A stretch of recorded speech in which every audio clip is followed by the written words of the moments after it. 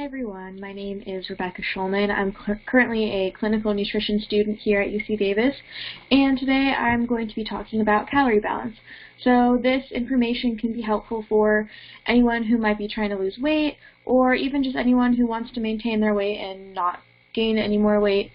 And in this presentation, I'm going to just talk about how you can tip the balance of calories in versus calories out for weight maintenance or weight loss through diet and exercise.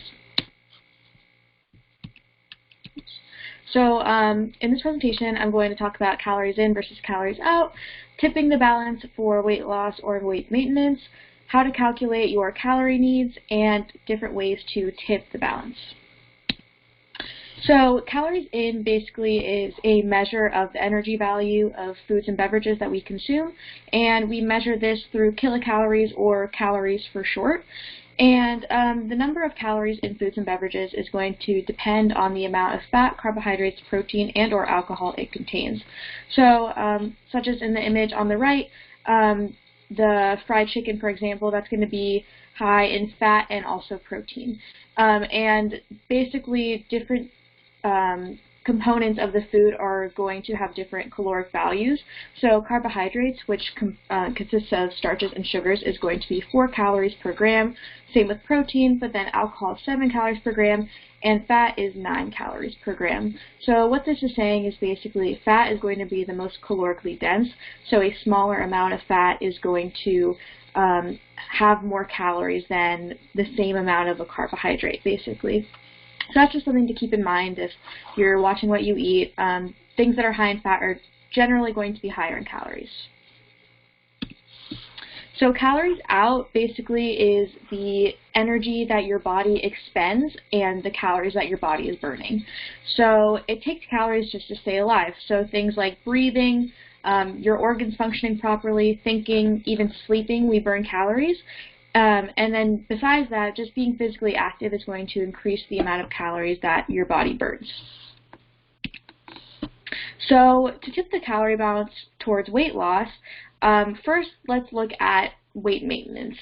So the image on the right here, so as you can see, if you think of it as a balance, the calories in is equal to the calories out. So that means that the person is consuming the same amount of calories as their body is expending. And that is going to lead to weight maintenance, not losing or gaining.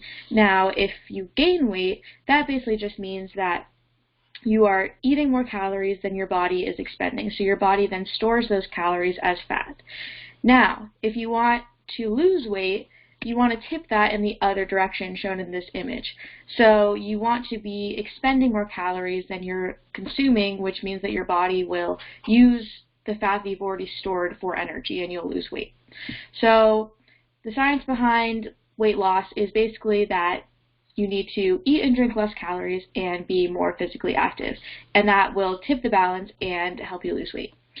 And also, once you do lose weight, you will want to find a new balance at a lower weight and return to the first image at the top, because you don't want to be losing weight for forever, obviously. So for weight loss, 1 pound of fat is approximately 3,500 calories. So if you divide that up by 7 days, that's going to be a 500 calorie deficit per day.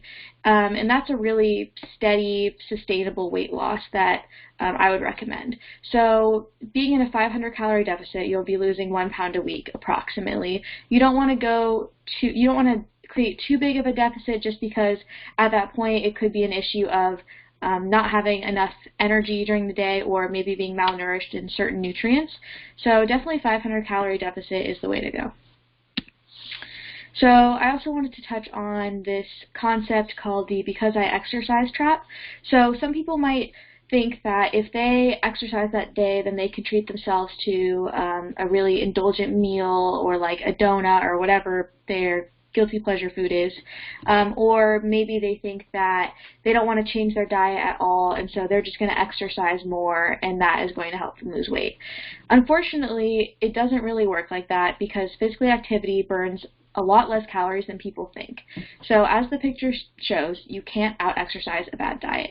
And to kind of prove this point, 1 mile of brisk walking uses about 100 calories. Meanwhile, a meal that anyone might order, sausage, egg, and cheese sandwich from Dunkin' Donuts, is 710 calories. So even if you go on a run that morning, or you walk, or you go to an exercise class, if you indulge in an unhealthy meal, you could easily basically offset whatever calories you burned through the exercise.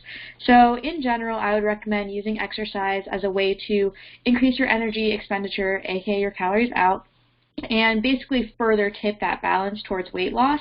It could speed up the process and increase your deficit more, but I wouldn't use it as the primary way to tip the balance. So to calculate your calorie needs, you can use an online website such as this one. Knowing your calorie needs is a really great tool to kind of assessing where your diet's at and how you can create that deficit. And every body is so different, and there's so many factors that affect your calorie needs. Some big ones are age, gender, height, and weight. Those are all going to affect your calorie needs, and a 250-pound, 6-foot-tall male bodybuilder is going to need a lot more calories than a 5-foot-tall female. So it's going to be really individual to you how many calories you need. And I particularly really like this website just because they use a variety of different equations and average them. So there's a lot of different equations out there that dietitians will use to calculate calorie needs, and those are based on a lot of different factors and different situations. So I really like that this one kind of averages all of them. So you put in your information, and then you have to pick an activity level.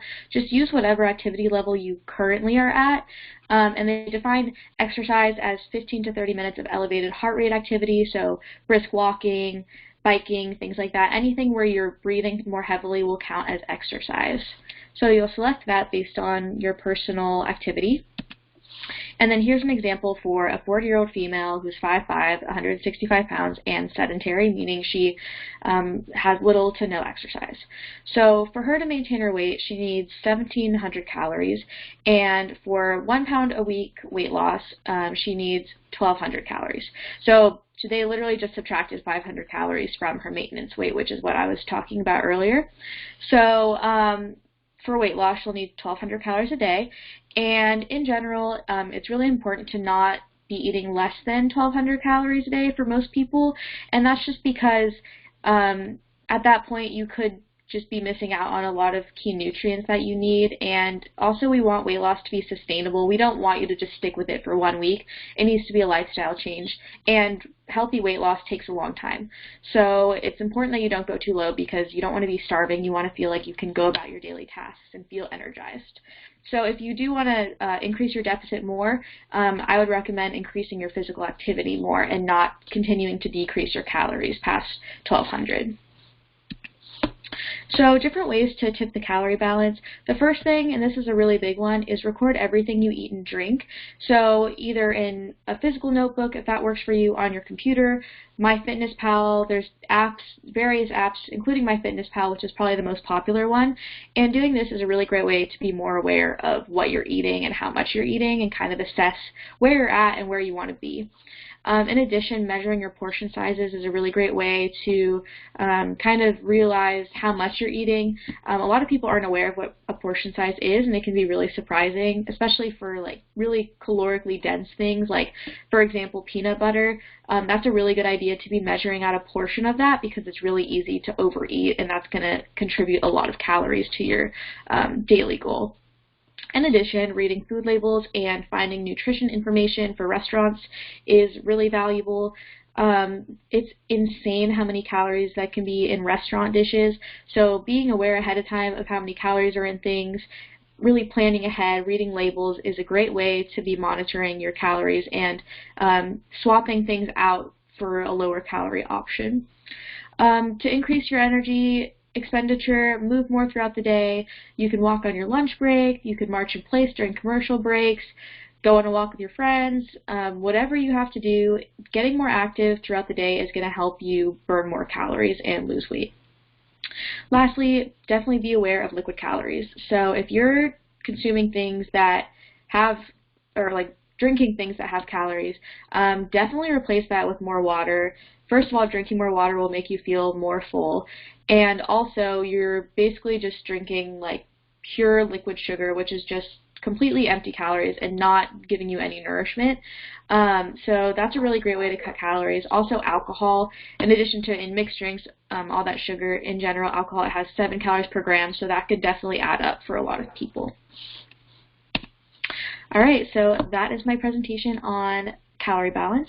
If you have any questions or ideas for future webinars, feel free to email us and check out our website. We will be posting more webinars, so stay tuned for that. Thanks.